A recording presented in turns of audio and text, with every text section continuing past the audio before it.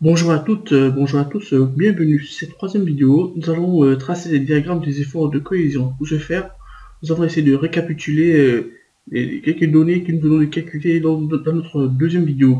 Alors, dans la deuxième vidéo, nous avons calculé les efforts de cohésion, c'est-à-dire TY et MFZ. Alors, sachant que TY est égal à moins F et MFZ, qui est le mouvement fléchissant, est égal à moins F facteur de L moins X.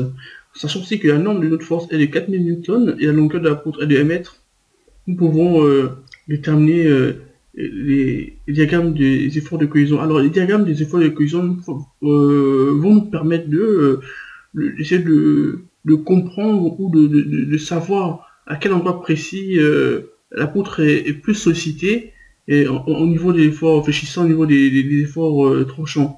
C'est-à-dire que, par exemple, nous pouvons savoir où l'effort tranchant quel point de la poutre ou quel endroit de la poutre où l'effort tranchant est plus sollicité, ou le moment fléchissant aussi est plus sollicité aussi.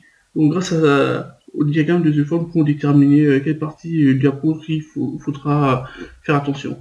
Alors pour ce faire ici, pour le moment fléchissant, par exemple ici, le moment fléchissant ici il dépend de x, du coup pour x égale à 0, nous pouvons trouver le moment fléchissant de moins 4 millions newton millimètres.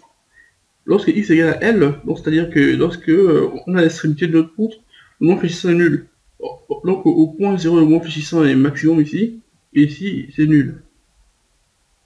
Après, si nous voulons tracer l'effort tranchant, ici l'équation de l'effort tranchant dépend pas de x. Du coup, quel que soit l'endroit où nous trouvons sur la poutre, le moment fléchissant, l'effort tranchant est le même. Donc on a une constante l'effort tranchant TY qui est de moins 4000 newtons.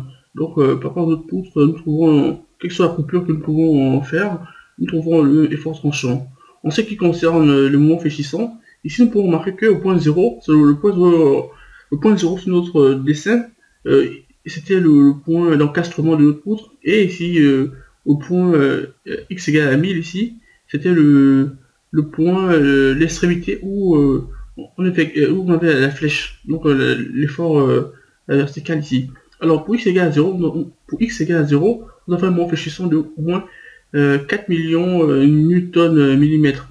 En fait ici c'est normal, parce que nous avons une poutre encastrée avec une force sur les extrémités. Le point le plus sollicité de notre poutre, c'est bien évidemment le point haut.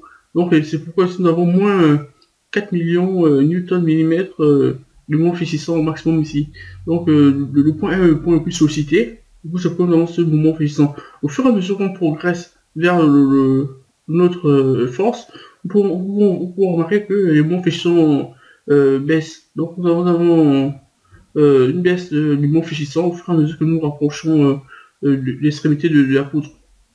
Donc ici, grâce à ces efforts tranchants, grâce aux équations de cohésion que nous avons calculées, nous avons déterminé le point le plus sollicité de la poutre. Donc le point le plus sollicité de notre poutre est bien le point haut. Merci beaucoup. Au revoir.